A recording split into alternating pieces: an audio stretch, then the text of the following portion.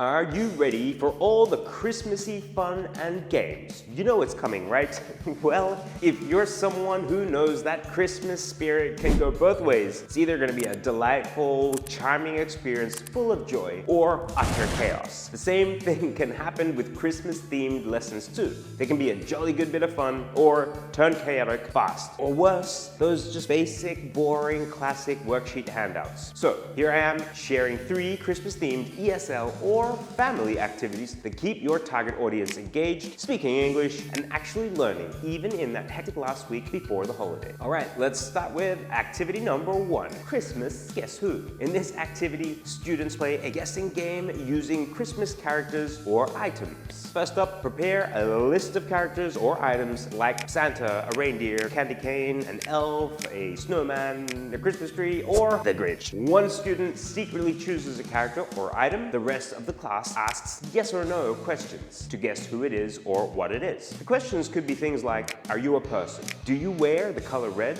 Do you appear only at Christmas? Now remember the rule. The student can only answer yes or no. That's the trick. All right, this activity works really well because students practice question forms more naturally and they stay engaged because they control the game. It's especially effective with teens and adults simply because it feels more like a logic deduction kind of exercise rather than just a children's activity. Alrighty, here is my pro tip. For low-level students, write example questions on the board, but avoid just correcting them directly. Instead, when they make mistakes, write up those questions on the board so then they can just kind of repeat them out to the student. For higher levels, limit the number of questions to make it more challenging. Activity 2, Christmas Story Builder.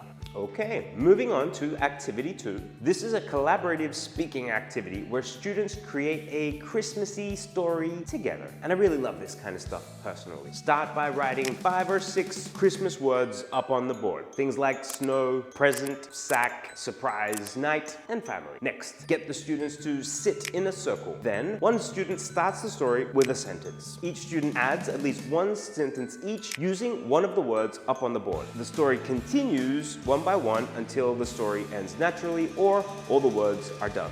This activity works really well because it builds fluency and creativity without too much pressure on the student. Each student only has to say 1 sentence each. Everyone participates. You're going to be surprised at how imaginative your students become when their responsibility is shared. Here's my quick pro tip for you guys. Okay, so now if your students get stuck, and likely they will sometimes, just share a few simple connectors to them, like, and then what happened next? Or suddenly, keep going, just to keep the story moving. Now, alternatively, for bigger classes or maybe weaker classes, you can pair up students and have them work together as they move around the circle in pairs. All right, here comes the final activity, number 3. Christmas Wishes Roleplays. In this one, students practice speaking through short roleplays about Christmas wishes, maybe even their plans or any other target language that you'd like to focus on. Modal verbs is a good one. How we do this is that we put students into pairs or small groups, give them role-play prompts, such as you're a Santa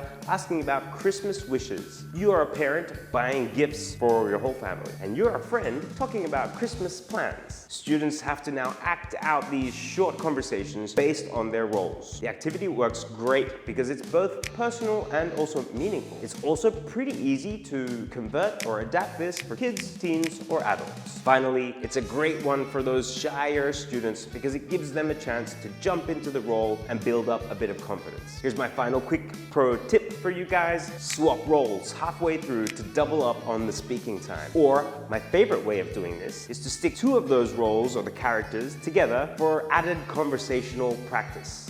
That is that, ladies and gentlemen, 3 Christmas ESL activities that keep lessons festive and focused, or perhaps some that you could even try at home. Don't forget to adapt them if you need to, as always. Try one in your next class, please, and let me know how it goes in the comments. Now, as usual, if you're looking for more classroom-ready ideas, make sure you watch the next video that pops up on your screen. On the other hand, if you want to become a confident, skilled ESL teacher, check out our TESOL courses online or in class at Inspire Training and Development. You'll find also the link in the description. This is Warren from Inspire, wishing you a very Merry Christmas and Happy Holidays. Thanks for watching, everyone, and as always, happy teaching.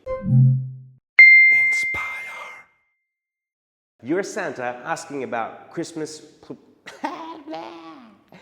You're Santa. You're Santa. No, you're Santa. 3, 2, 1. I don't know why I said that. Here's a pro tip again.